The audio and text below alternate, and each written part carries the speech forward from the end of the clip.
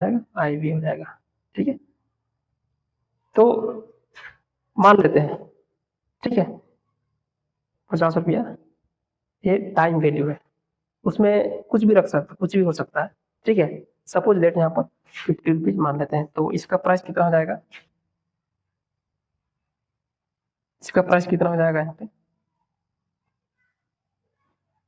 जो ये वाला, ठीक है, कितना हो जाएगा 150 रुपया।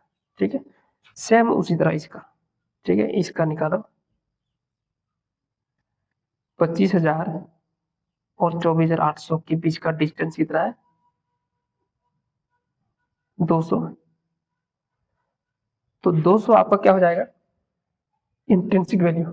ठीक है, प्लस इसमें मान लेते हैं 100 रुपया है टाइम वैल्यू। ठीक है, तो इसका टोटल प्रीमियम कितना हो जाएगा, 300 रुपया। जब आप स्ट्राइक प्राइस को बाय करेंगे, स्ट्राइक प्राइस अगर 24,800 का अगर आप बाय करते हैं, तो आपको टोटल 300 रुपया लगेगा। ठीक है, इसमें आपका 200 रुपया आपका इंट्रिंसिक वैल्यू रहेगा और 100 रुपया आपका टाइम वैल्यू रहेगा। Time value at the expiry. ठीक है, मान लेते हैं कि 1 तारीख को आपने बाय किया 300 में। ठीक है, स्ट्राइक प्राइस इतना का 24,800 का स्ट्राइक प्राइस, 300 रुपये प्रीमियम देकर आपने खरीदा 1 तारीख को। ठीक है, और ये 7 तारीख तक एट द एक्सपायरी। ठीक है, आपका जो अगर मार्केट यहीं पर समाप्त होता है, यहीं पर मतलब कि एट द एक्सपायरी तक यहीं पर रहता है।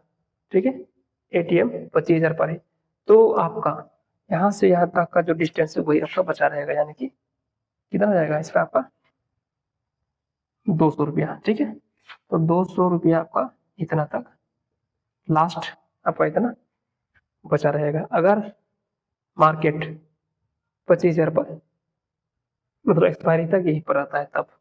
ठीक है, आपका जो 100 रुपया है ये आपका फिनिश। ठीक है, यानी कि आपका खत्म होने वाला है।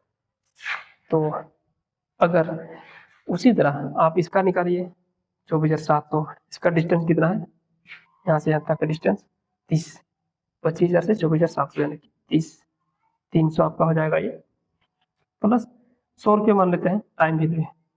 ठीक है, तो आपका 400 रुपये आपको प्रीमियम देना पड़ेगा।